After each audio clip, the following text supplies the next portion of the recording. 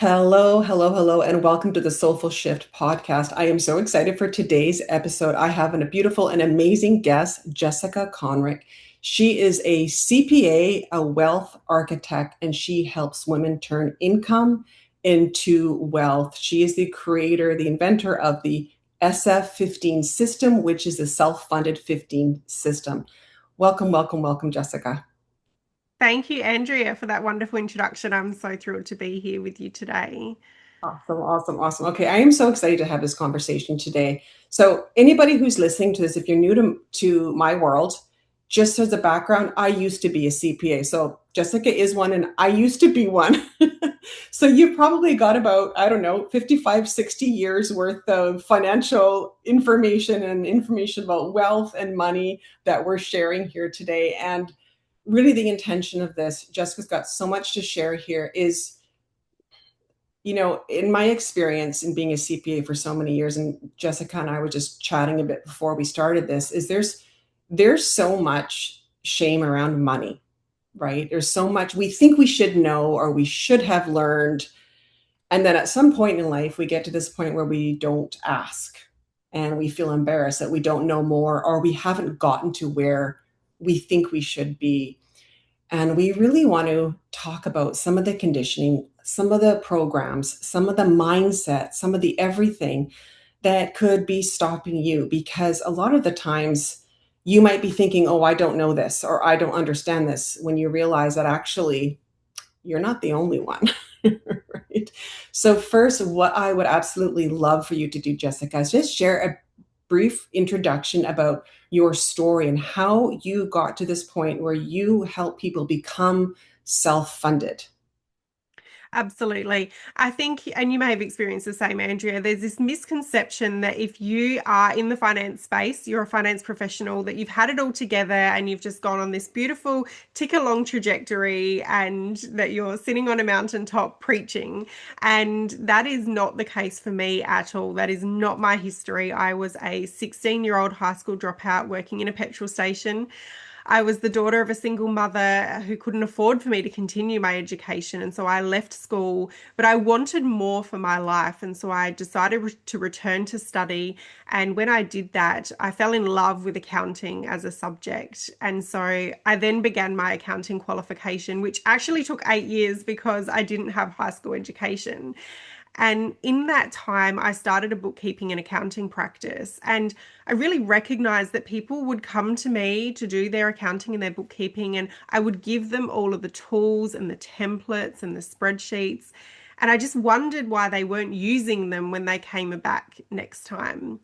And around the same time, I myself become a single mum very suddenly overnight. And I always say that brought about what I call my spiritual awakening. Mm. And through that process, I learned about money mindset and manifestation and nervous system and consciousness. And it was like a light bulb, crystal clear. It became why people weren't using the tools that I gave them. I was the only person that was excited about numbers and spreadsheets. But as you so beautifully say, there's so much shame and emotion around money and a money story. And I understood now that that was what was preventing people from using those tools. And so that really revolutionized my approach to my business and my clients because I was now bringing in the complete picture of, yes, the tools and techniques, but also the nervous system and the money story and understanding why people interact with money the way that they do. And that grew really quickly. And I wrote a book and did a lot of speaking and had my own programs. And in 2022, I became burnt out from my business. And so I decided to step back from being in full time in my business and I returned to corporate accounting so that I could have the capacity to do further education. And that was when I did my CPA program.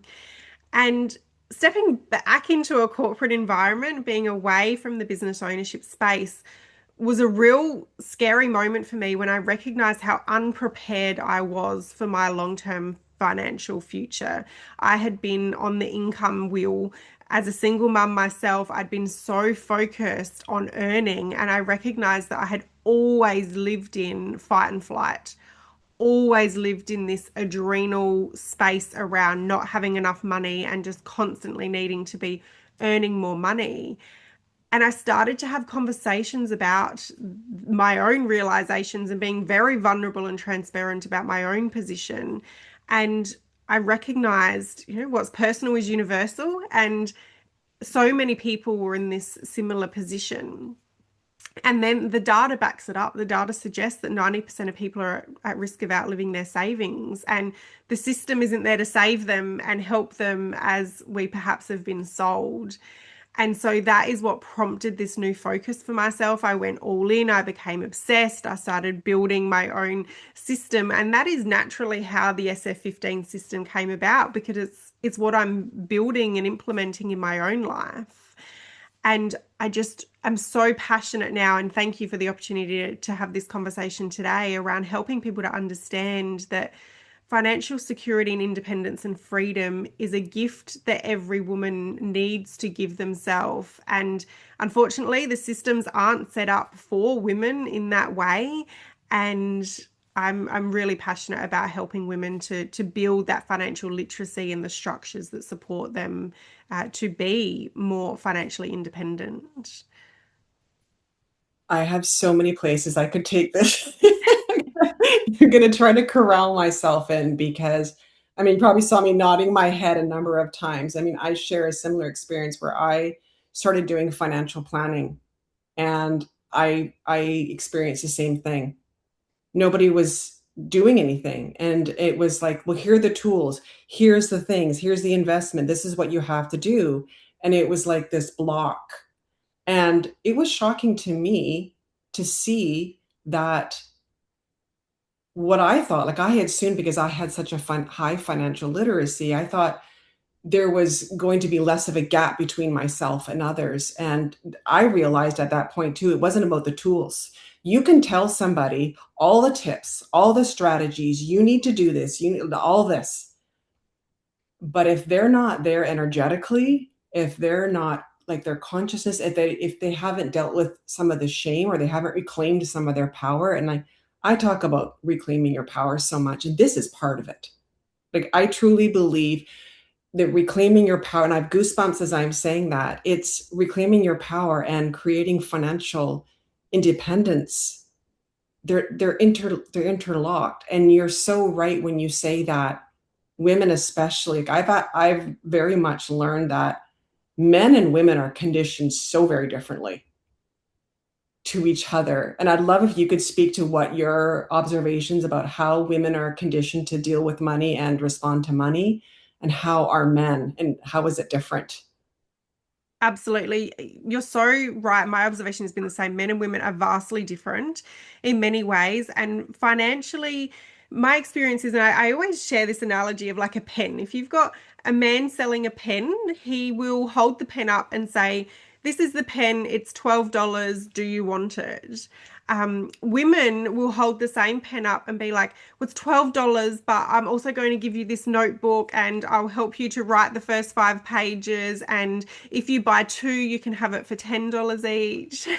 and there's so many different explanations for why that can be. And what I love about working with women is no two stories are the same. And so for some women, their experience is early responsibility. That was my story, being the daughter of a single mum, taking on a lot of early responsibility, leaving school early, moving out of home early. That extreme responsibility that you take on is so shape shifting and really helps to shape, well, helps, hinders, whichever way you want to look at it. But the truth is that our money story is in place by the age of 8. And that's frightening, because before you got your pen license, you had already decided what your relationship in regards to money and success and well-being and that sort of status in the world, all of that was decided before you even had a choice. And then what we tend to see over the following decades is a play out of that money story, of that identity, and that becomes your consciousness. That becomes your belief system, and everything that you attract in the way you show up in the world is representative of that. And I have worked with women before who are well into their 60s, and they just have this real moment of going, wow, I, I created this. I've been living this for decades because that's what I took on and that's what I decided. And society never told me that I could question that. And that's why I'm so incredibly grateful for the platforms that you have and the conversations we're able to have, because we can help people to see that your past does not equal your future. And regardless of your age, there is an opportunity for you to transform that. And I just think that is such an incredible gift that I want to make sure everybody has access to. Absolutely. And I'm very passionate about this as well. Wealth consciousness and the energetics around money and wealth and abundance is very much, I mean, I went into economics. I became a CPA. I became a financial planner. I'm on this earth to understand money. I have understood this is part of my life path because I grew up in a very poor family as well. And not only poor, but the fights were always about money. Like it was chaos, right? And I think something you said when you were first talking about your journey that a lot of women can relate to. It's like we're built just to survive. Like if you're surviving, that it almost feels like that is the gold. If you can pay your bills, this is how women are really raised in many ways. If you can pay your bills, you're set. And it's just sad that we make that our like the pinnacle of success. Like we're not really taught to dream more, like you said, to question it. Like, why am I not asking for more? Why am I not capable of more? We've almost set the temperature to survive. And I mean, I always know that wherever you aim for, you never hit it. You never hit it, right? So if you aim for survival, you're going to hit below survival every single time. And that is the pattern that I see that women thankfully are starting to come out of. We're starting to question this. Is this enough? Do I want more? How do I get more? How do I do this? And I love what you talk about when you say turn income into wealth, because it's not just income. And I would love for you to talk about, because if we just focus on income, or here's the other piece that I think women have been very much conditioned is we spend irresponsibly. How much has that been conditioned that women are irresponsible with money? Like, right? Well, I can they tell do you're call it chomping at the retail. bit to talk. They do call it retail therapy, don't they? And they don't talk about men indulging in retail therapy. No, they don't. Absolutely. And I completely agree with you on so many of these fronts, Andrea. And I think as women, we have been taught to lower the bar so low, and that's what's been modeled to us, and that's what we expect. And I think I love when you say about being a lifelong student of money, because I feel that way as well. And when it comes to turning income into wealth and independence, I think it's something that a lot of people just were not shown, were not taught, because it simply wasn't a part of our experience growing up. For me, it was all survival money. And the mindset was very much that there wasn't enough for even things we wanted, let alone enough to think about into the future and plan for the future. And funding future generations was just not even on the card. I mean, it was like everybody for themselves, fight or flight, scarcity thinking, all of Yeah. that. And so that was just not a part of my picture, my story, conversations that were had around money at all. And I think there's a natural age point as well, perhaps, as you move through. Like, I remember for me being a single mum, being in my 30s and thinking, wow, like this is this is the time. And I just felt this natural inclination to start thinking about the future in different ways, because I think you look back at some point and you go, wow, I'm not 18 anymore. And all this time. And for me, it was like, wow, this is not where I thought I would be at this age. And so when I had that realization, I thought, well, I've got two options. I can either be a victim and woe is me, or I can decide to rewrite the narrative, reclaim my power, as you speak about so powerfully, and choose a different future for myself. And I think as well, we live in a time and an age where we are so marketed to. Everywhere you turn, you're bombarded by marketing. You are constantly exposed to everybody's highlight reels. And I have a lot of conversations about this with my teenage daughters, that what you see on Instagram, and it's so easy to slip into this FOMO and comparisonitis, and that just fuels the economy. That just fuels more and more, because now you need this to be successful and you need this to be happy, and we're sold the lie that it's outside of us. And what I believe so much is that it's not outside, it's within. And what you want is going to be different at different times. And so I think when you're in the prime of your life and you're building and you're focusing on income and you love what you do and you're passionate about it, you're thinking that's going to continue forever. Whereas my line of thinking now is really around, that's great. And God willing, I hope you continue to feel that way about it. I hope you continue to be healthy and able. But let's also take a look at the future version of you and what she might want and what might be present in her life at that time. And, with the SF15 system, when I think about 15 years into the future, my children are going to be adults. I may have grandchildren.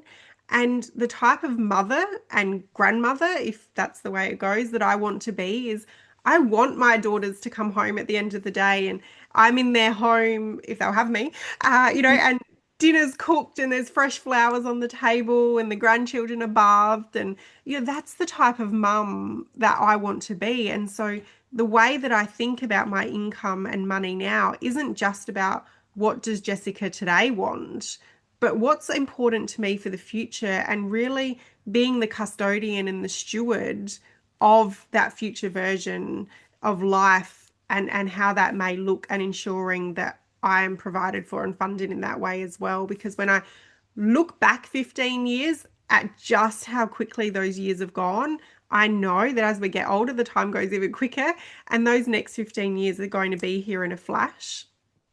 And if we look at our financial lives, income doesn't get turned into independence and wealth by accident. If you don't have the systems and the structures, and you don't have the identity and the mindset of really being intentional about this, every dollar will be dissolved in lifestyle expenses. And I really don't want women in their 50s, 60s, 70s to look back and think, wow, I really wish that I would have done things differently, and that time has now passed. So, regardless of what age you are, where you find yourself currently, please know that there's so much you can do that can influence the future trajectory. And as I said earlier, your past does not equal your future, but at the same time, those days will keep marching on by, regardless of whether you're planning for them or not. It's so interesting, what you said about the future. Like, I remember when I was younger and growing up, it was all about, we have this thing in Canada, it's called RSPs, registered, like it's a thing with the government, right? And you get a tax break. And it was always about put money into RSPs. And it was always this, you're going to need it when you retire. And that never resonated with me. I thought, okay, I'm like 18 years old. And what you're telling me is I need to put money away now for when I retire. And you know what? I didn't put money away because I was like, oh, ick. I'm barely surviving now. And you want me to worry about my retirement. And I look back now and, I obviously wish I had known better. But, like you said, like we all do these things, right? But there was never like, what do you want your life to look like? And this is so, I'm so passionate about what I do. It's like understanding, what do we want our life to look like and what do we have to do to get there? And it's not that we're planning for some future that will never come, because in the process we become a different person and we actually create that life. Like the way it was worded before was always like, yeah, just sacrifice now for a point in the future. Whereas when you understand wealth consciousness and you're building for a lifestyle that you want, it feels different. It feels more empowering. Like when I listen to you speak, it's like, how do I want this to look? It's not about this negative consequence of, well, if I don't do this, I'm going to be in trouble or da, da, da. that doesn't work for most people because there already is enough fear and scarcity out in the world. I don't think we need more of that. For me, what I found it more effective is, yeah, what do I want my life to look like?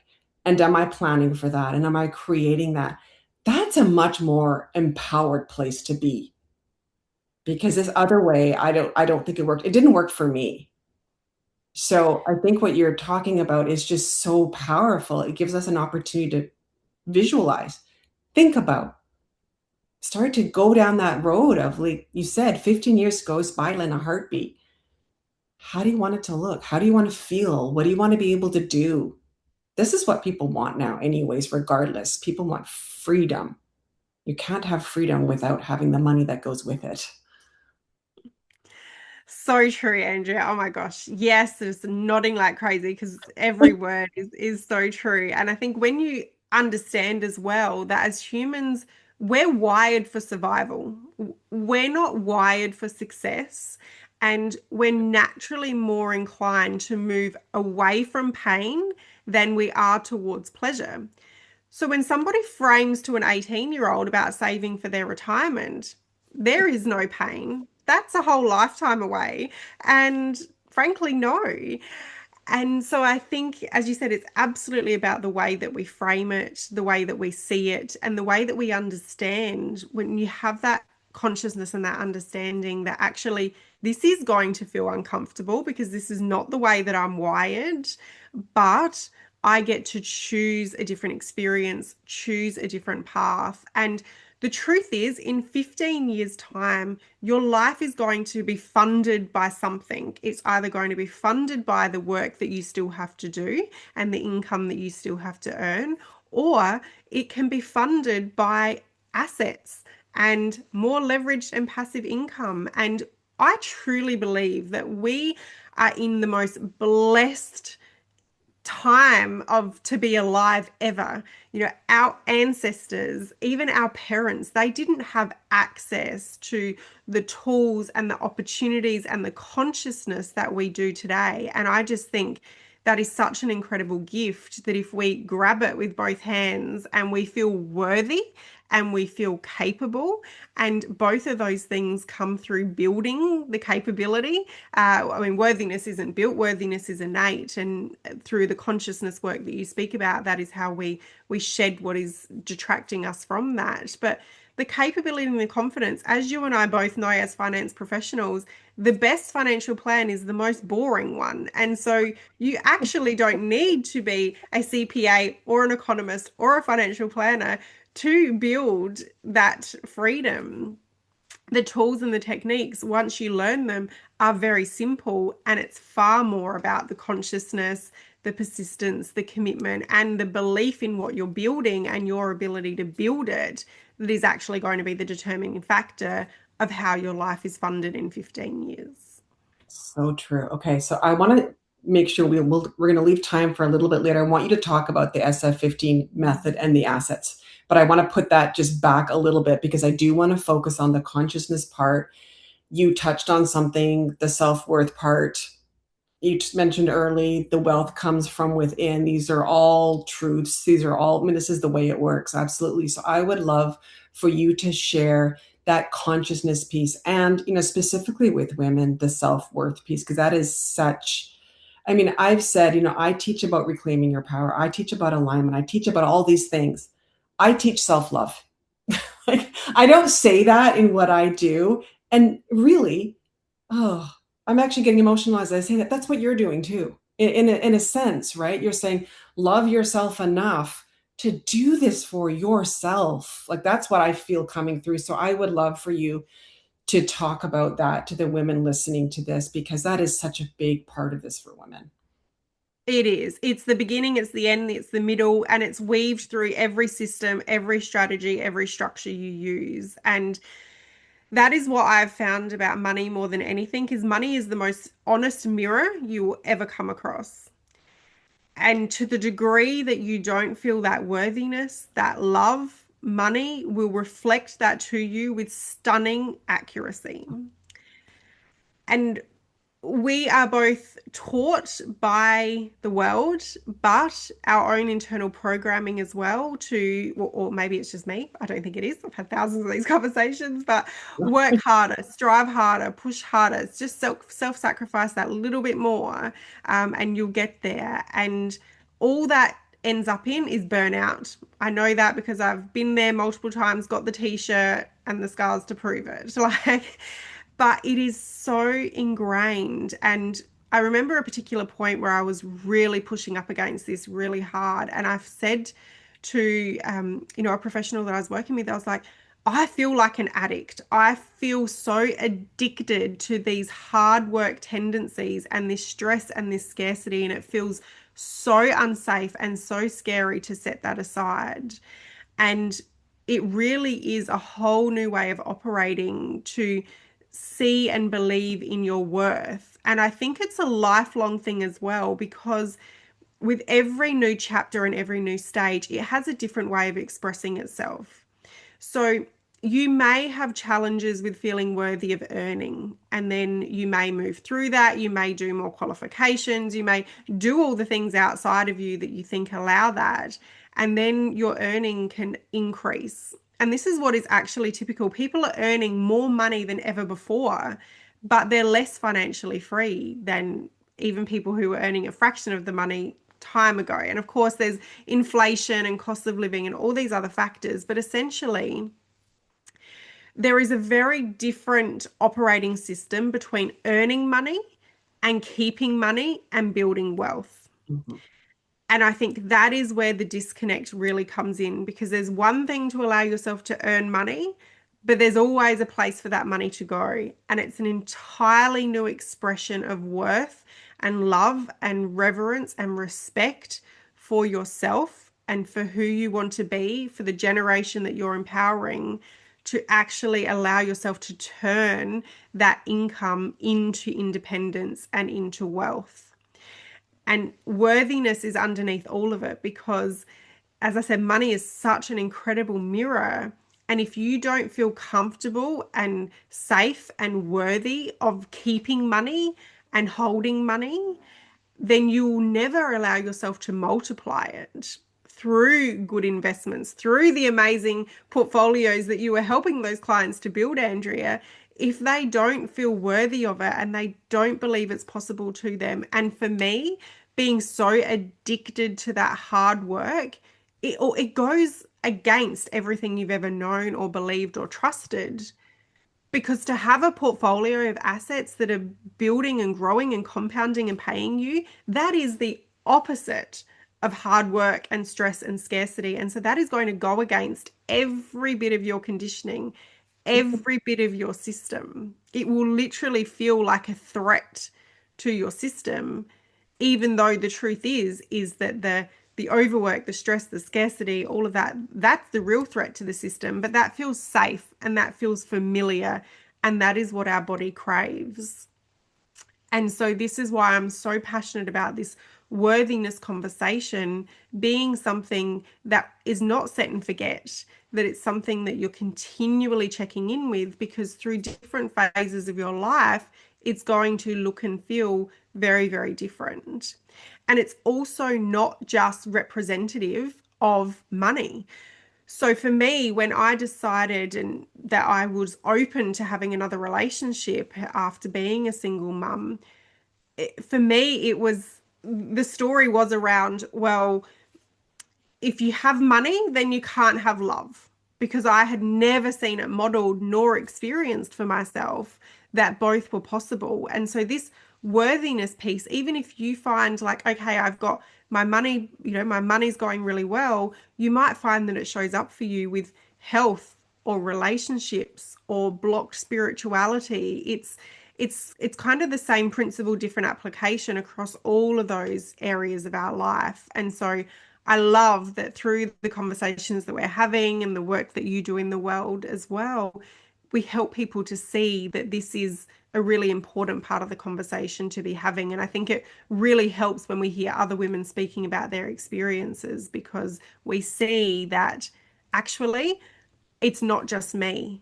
It's not just me. And I think when we can eliminate that shame layer and we can see that there's so much behind every person that you don't see, it really helps to normalize it. And when you normalize it for yourself, and don't get me wrong, this doesn't mean that we're staying there, but by Mhm. normalizing it, you release the emotional charge and the tension, and then that makes it so much easier to be something that you just get to change without the stress around it.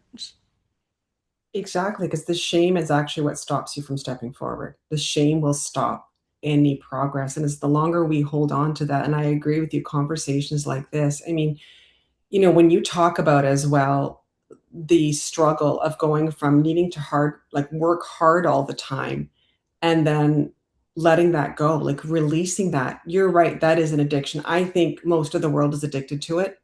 Certainly the Western world is addicted to it. And you're right, it feels so threatening. So, how are you ever going to receive passive income? Because you're going to think, I didn't work for it.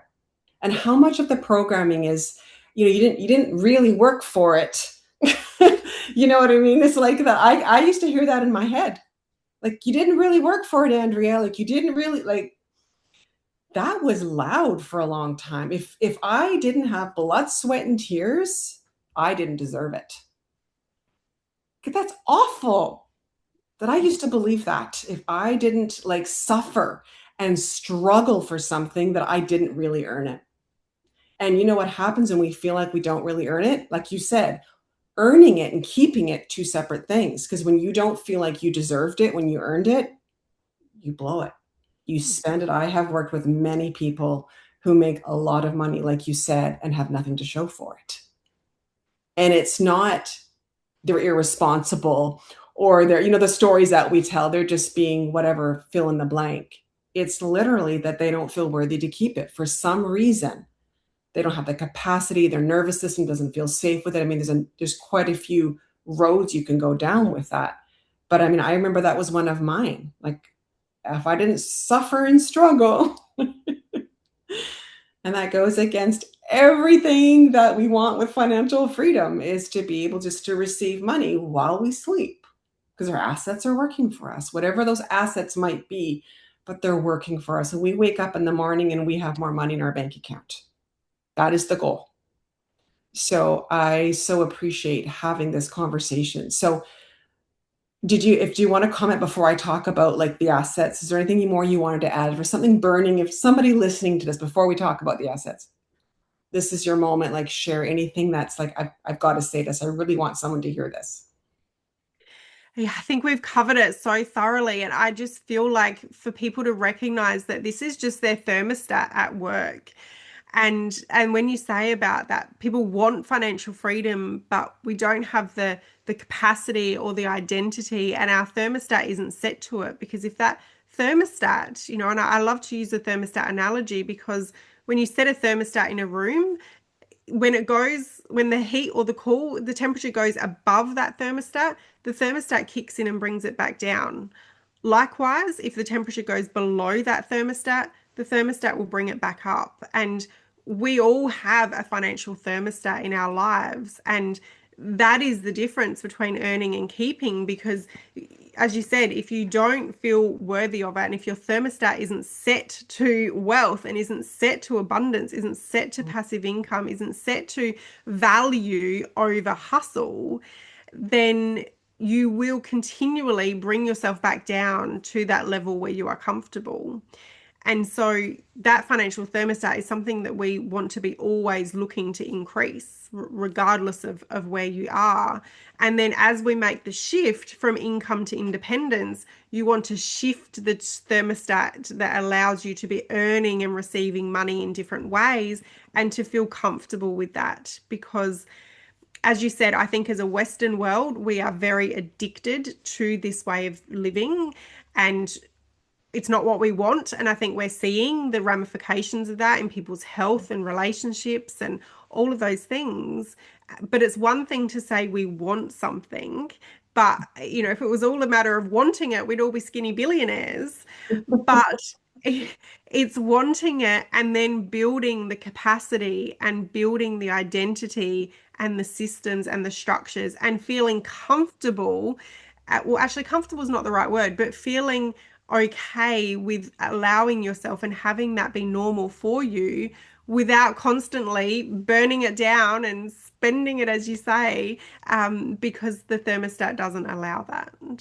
Completely, completely. Something you said here about the hustle, and something I talk about in a lot of my content and my videos and so on with clients, is that this idea that hard work equals money is just something somebody created. It's actually not the truth. It's actually just somebody decided this along the way, that this was the way it went. And generation after generation, we've just been accepting this. But there's no quantum mechanics to support it. Actually, the quantum mechanics, and I won't go into it in this episode, but it actually doesn't support that. Hustling is not supported by quantum mechanics because it says, I'm not valuable enough. You got to keep proving it. Money just slips through your fingers. There's so much to this, but it's just a created idea that people have bought into for so long that we keep doing it without questioning, is it actually working? Is it working for us, like you say, which is so I did fascinating, didn't they do a great job of marketing that? right? And we just believe it without questioning it. But the more I do the work with energy and consciousness and everything, most everything is made up. Mhm. Literally. It's just somebody decided this was how it was going to be, and we all just accepted it, right? So it's just fascinating. So I would love for you to talk a little bit about the SF15 method, and talk about assets. I mean, you and I know, because we, CPA and former CPA, I know this is very easy language for us to talk about, but for somebody listening, let's break it down to kind of sort of less financial, terminology to help break it down. That would be amazing. Absolutely. So the SF15 system, I never set out to teach on this. In fact, I've had many arguments with God when I went through this realization for myself. I was like, I'm not teaching about this. I don't want to talk about it. I'm not going there. And here we are. So it's something that I'm so passionate about because I have developed it through my own challenges and my own story and my own position that I was in. This wasn't just a fun marketing thing. This was literally the position that I found myself in that I've building my way from. And I love the 15-year time frame because I love how you mentioned earlier around being 18 and being told to save for your retirement is not it. No. And retirement in and of itself, and I'm sure we could have a whole conversation on this alone, is we are not who we were generations ago, where you retired at 45 and you were dead at 50. And so retirement was this construct that was you worked your whole life and saved for literally such a small period of your life where you were sedentary, you weren't capable of moving around a lot. We weren't in a global world that we are in now. And so retirement is a bit like hard work. It's this outdated construct that we've been sold. And so for the clients that I work with, for myself, for you, Andrea, we don't identify with it.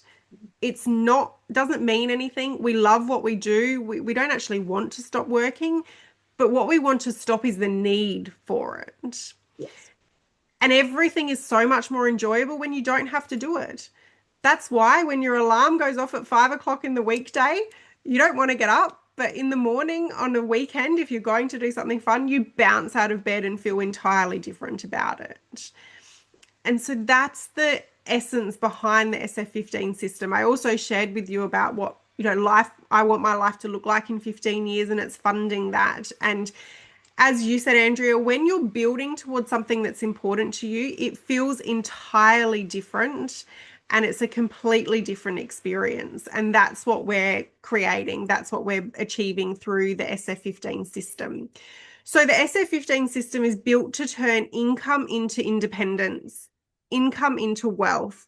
And the two key words that are so important in that entire experience and system are investable income.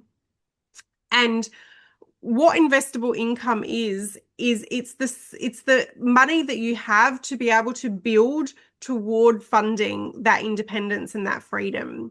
And so much of the world that we live in now is really around spending.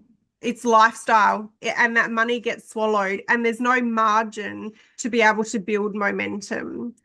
And that's where there's a real disconnect and a real distrust in the world, because we've been sold this system where you work for 30 years, you put money into your retirement, and then if you're lucky, you might be able to retire. But that just doesn't work for who we are, what we want, or what the lifestyle we desire is. And I think I'm based in Australia, and what I'm seeing in Australia is the retirement age keeps getting increased by our government. Obviously, I'm not intimately familiar with what might be happening in other areas of the world, but I really believe in setting yourself free from a system that relies on your dependence and your dependence in that system. And so we can do so much more in a 15-year time frame than what we believe might be possible for us. And it really starts with getting clear, as you said earlier, Andrea, about what kind of life do I want?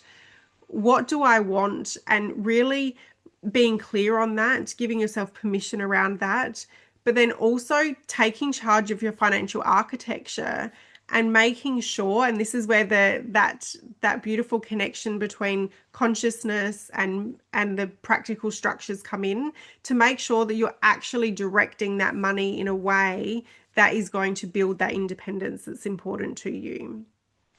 And so overall, that's what the SF15 system does. It helps you to see that there are areas where you can take control of your financial future and turn that income into independence. And we do that across 3 different areas. We do it across the foundation pillar, the flexibility pillar, and the freedom pillar. Because so many people think, they hear the word financial freedom and they want that, they desire that, their heart resonates with that. But a lot of people don't even have their foundation in place.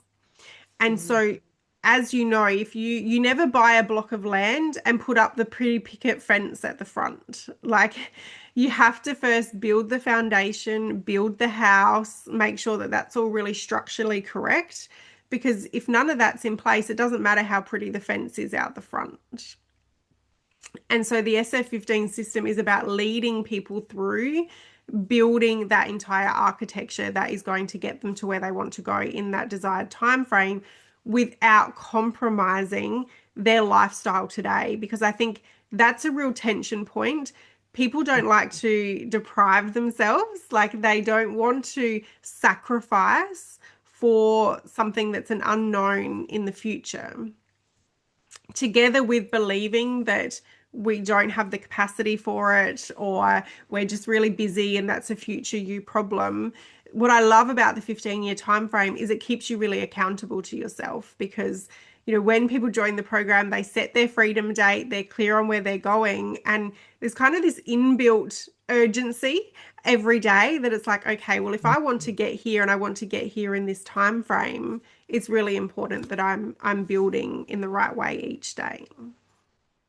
I love that. So is it like you join a program? Is it a coaching program, or is it like, how does that work? I'm curious.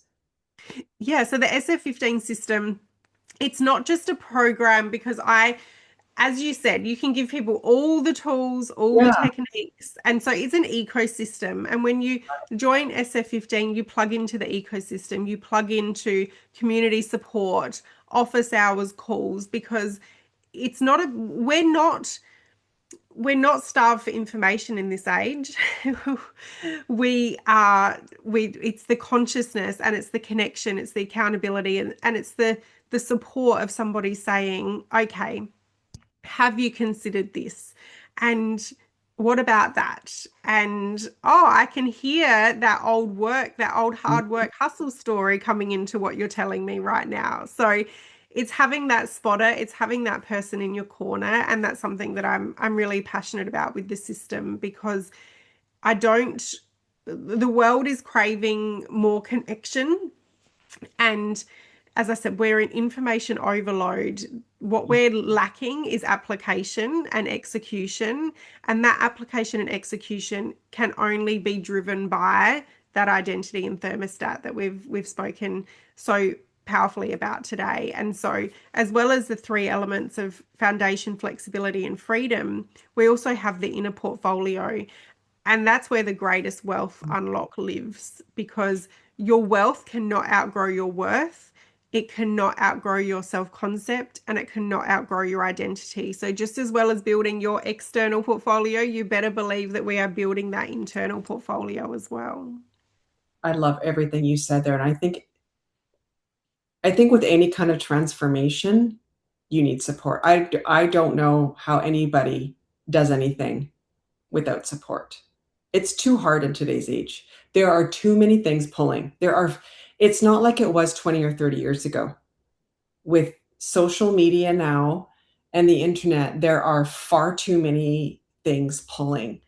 And so I'm really glad that you said that. And community is important, but it's when you're hanging around the people who are also doing it. What is that saying that you're the five people you hang around? Mm. It is such a simple concept, but it's so true because it goes to that sense of identity.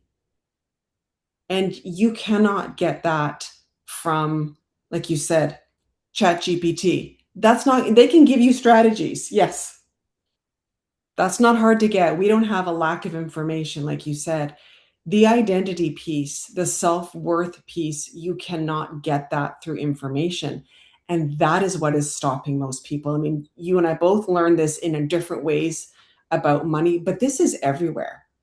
Like when I look out at the world and the people that come into my world, my consulting and coaching and mentorship programs, there's a disconnect between I have this information and I haven't, to use a term, embodied it, but I haven't lived it and created a new identity from it.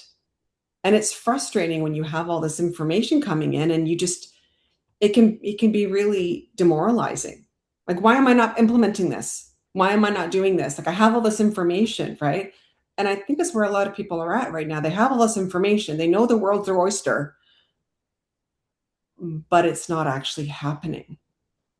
And actually changing your identity and changing that inner sense of self-worth, which I think across the board, men and women alike, I don't think this is a female specific. It looks different for men. 100% looks different. They've been conditioned very differently. It's the same all across the board. We have all the information. If you're not creating your best life, if you are not building a dream life that you love with the freedom to be able to do that, it's not a lack of information. It's a lack of implementation. And why are you not implementing? And don't feel bad about it, but just recognize that there's a missing piece here. There is identity, there's energetic, there's all these other layers of it that are not easy to see. They're not easy to see ourselves. We cannot see ourselves like someone else can see us. So I think this is absolutely brilliant and amazing. I'm so happy you're doing what you're doing. Like truly. This is something I am so passionate, like obviously, I'm so passionate about this whole idea because we need people feeling free. This is what the world needs. This is what people need. So, any last moment before anything you want to say just before I wrap this up? And yeah, what we will do is we'll put links in the show notes to Jessica to connect with her and everything there. So if you're listening to this, check the show notes. But I'd love to just give you a moment just to say a few words before we wrap this up. Yeah, absolutely. I love that so much. And I think as you said, we need people to feel free. And I would take that a step further and say we need people to be free. And because Yes. women in particular, I'm so passionate about women being free because financially, because when women become financially free, it benefits the world. And it has this beautiful ripple impact and this beautiful flow on effect. And when a woman become financially free, it ripples into their family, their community, and that's so important. And so I really just want to remind people that your past does not equal your future. You have so much power within you. and that freedom is a feeling, but it's also a formula. And it's also a 15-year plan. But please just know that if Mm. you feel that desire, that nudge, that call, that there's something else, there's more here for me, this doesn't sit well with me, there is a reason for that. Because there are billions of people on this planet that are blind. And look, I have spiritual tantrums all the time where I'm like, I just wish I was ignorant again. And I didn't know about this thing. Because when you're called to growth, it's a calling you can't ignore. And if this is really meant for you and you've got this far into this episode, it is. And if you ignore that calling, it will not go away and it will stay persistent. And what I've learned through my own life is if I don't listen to those callings, the universe tap, tap, tap. And then when I ignore it and stay in my own strength, I end Mhm. up having no choice but to listen. For me, it's been through health crises, burnout, and so, if you feel called to this, please lean in. Please know that you are worthy and capable and able to build what you know is true for you and what you can see for yourself. And it doesn't mean every step is going to be easy, but that's why, thank the Lord, people like Andrea, and I'm also so happy to help people in this way.